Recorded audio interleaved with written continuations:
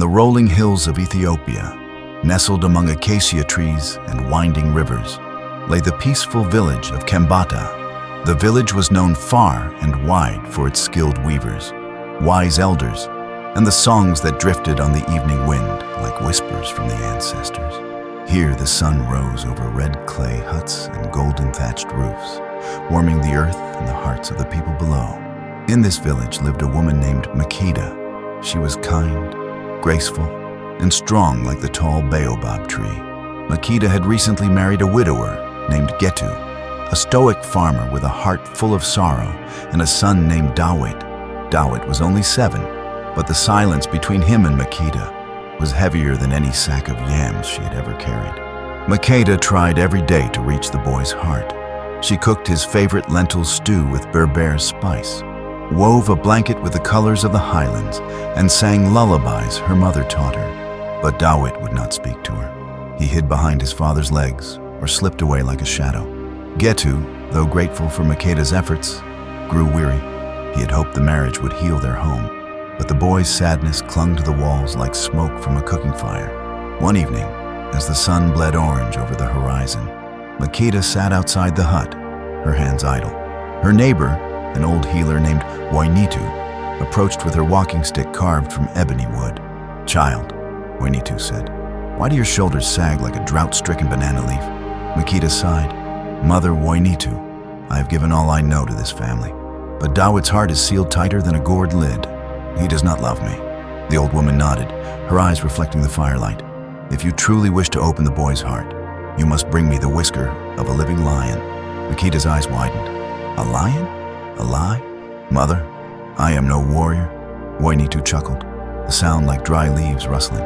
"Then you must learn the way of the lion, patient, wise, and fearless. Return only when you have the whisker." Makeda could not sleep that night. Her thoughts paced like a caged animal, but her love for her family had taken root, and she could not let it wither. At dawn, she set out with a pouch of dried meat and a prayer on her lips. She walked beyond the village, past the grazing fields, and into the thorny scrubland where only the bravest hunters dared go. There, she found a cave said to be home to a great lion who ruled the wild. Each day, she left meat near the cave entrance. At first, she saw nothing. On the 3rd day, the meat was gone, but no lion in sight. On the 7th day, she glimpsed his golden eyes watching from the shadows. Her heart thundered, but she did not run. She spoke to the lion softly, as one would speak to a stubborn child. "Mighty one, I mean you no harm. I seek only a gift to heal my family." Days turned to weeks. She sat quietly, letting the lion grow used to her scent, her presence, her voice. At times, he crept close, sniffed her, then slunk away. Makeda never reached for him, never rushed. One morning, the lion approached while she knelt to leave the meat. His mane shimmered in the light, his breath warm on her skin. Gently, Makeda extended her hand. The lion did not flinch. She reached for a single whisker, tugged it slowly, and it came free. She whispered thanks and hurried home, her spirit dancing. Makeda placed the whisker in Wainitu's hand. The old woman examined it, then threw it into the fire. "Mother," Makeda cried. "Why?" Wainitu smiled. "You do not need the whisker, child. You needed to learn what the lion taught you, patience, trust, and love without fear. Now go and use those gifts with the boy." From that day on, Makeda changed her approach. She no longer tried to win Dawit's love through gifts or songs. Instead, she simply sat with him. She joined him when he fed the chickens, followed him when he chased goats, listened when he spoke of his mother. Slowly, like the lion from the cave, Dawit crept out of his silence.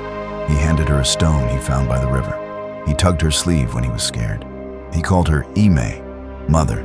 Getu watched with quiet joy as the house filled with laughter again. And so, in the heart of Kambata, among the hills and songs of the ancestors, a woman won a boy's love, not through force, but with the patience of a lion's heart. This story reminds us that love in families is not built overnight. Like the lion, it must be approached with patience, trust, and courage. Let the whispers of the ancestors guide you to love one another with gentleness and strength.